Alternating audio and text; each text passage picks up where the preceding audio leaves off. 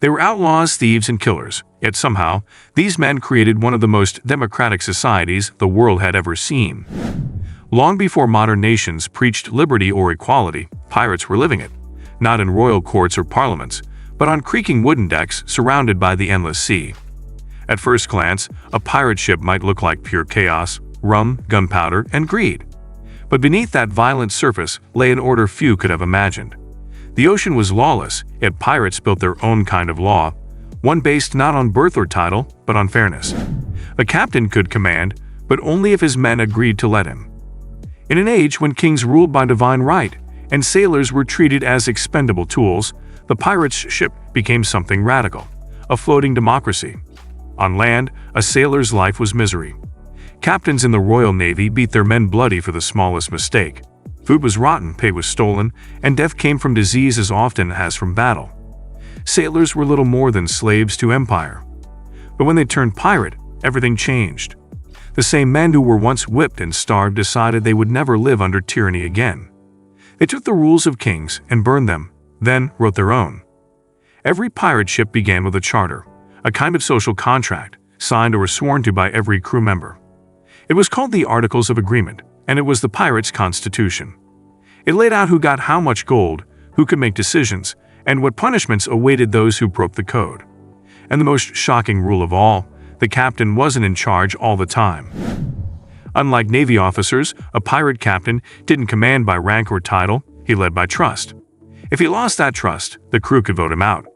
The quartermaster, second only to the captain, acted as a check on his power, managing supplies, dividing loot, and even leading the ship when the captain's orders were questioned. This system was pure rebellion and pure genius. It meant no man could dominate the others for long. Power flowed from the crew upward, not the other way around. When it came to treasure, fairness was everything. A Navy officer might keep 10 times what his crew earned, but pirates divided spoils equally. The captain received 2 shares, maybe 3, while the ordinary sailor took 1. Even the cook, carpenter, and injured men received compensation. In some cases, losing a leg or an eye came with a fixed payout in gold, an early form of insurance at sea. To pirates, fairness wasn't a luxury, it was survival. Imagine a crew of 150 armed men, all used to violence, living for months on a small ship. One spark of unfairness, and the entire vessel could erupt in mutiny. So equality wasn't idealism, it was necessity. Every man had to believe he had a voice, that justice existed among thieves. Meet Bartholomew Roberts, better known as Black Bart, one of history's most successful pirates. His articles stated that every man had a vote in important matters and equal claim to provisions. They even banned gambling and drunken fighting on board. Roberts' ships were run with a discipline that rivaled any navy, not through fear, but through shared purpose. Then there was Edward Lowe, whose crew declared that the captain could not punish anyone without the consent of the majority. In these miniature republics, decisions were made collectively, even in the heat of battle. When captured sailors joined pirate crews, they were stunned. For men used to flogging and starvation, pirate democracy felt like freedom, raw, dangerous, but intoxicating. The pirates' democracy extended even to war. Before attacking a ship, the captain would often call a council. The crew voted whether to engage or not. They debated risks, rewards, and even which ships to pursue. The outcome was binding: 1 man, 1 vote.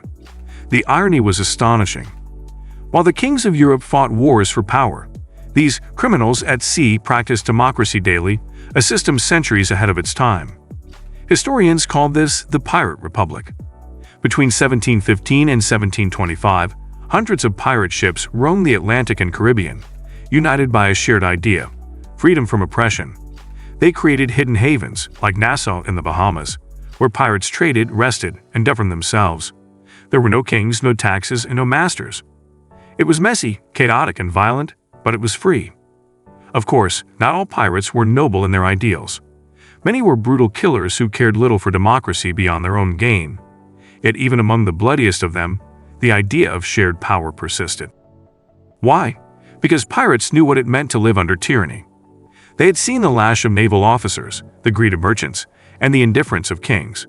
When they mutinied, they didn't just reject authority, they reimagined it. And in doing so, they created one of history's strangest paradoxes. Men who lived by theft and violence, It governed themselves by fairness and consent.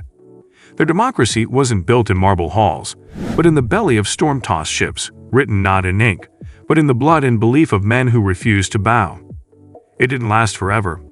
The great pirate republics were hunted down, their captains executed, their ideals scattered to the wind. But the memory of their freedom lingered. Even today, some historians argue that the pirates of the 18th century helped shape ideas that would later inspire revolutions.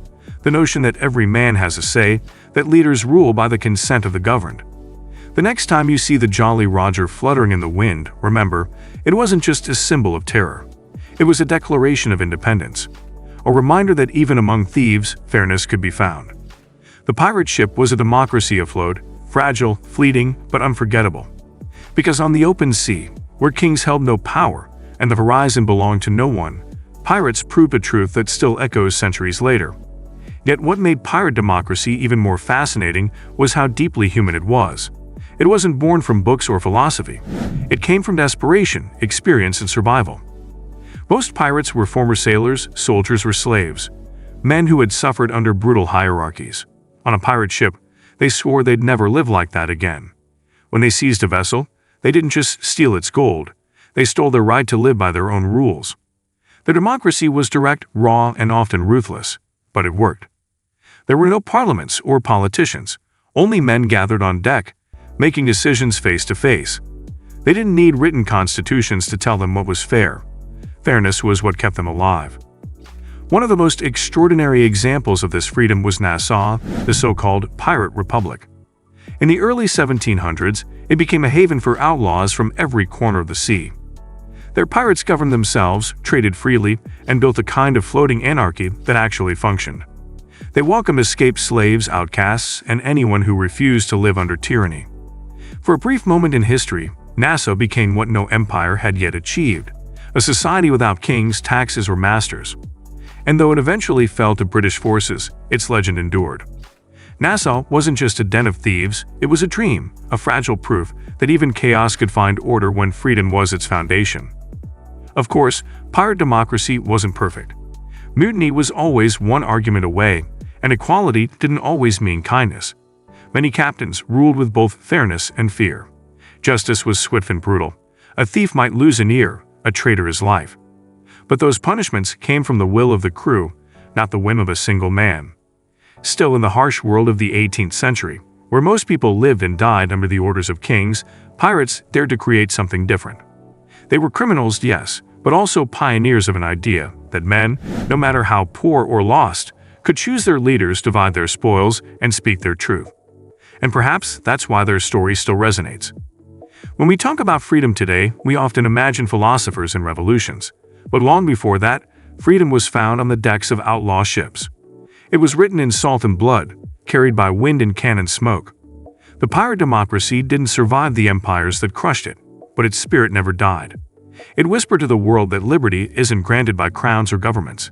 It's taken, and it belongs to those brave enough to seize it. In the end, the pirates' greatest treasure wasn't gold or glory. It was the proof that even the most broken men could build their own kind of justice. One wave, one vote, one ship at a time. So next time you picture a pirate raising the black flag, don't just see a symbol of fear, see a declaration of freedom.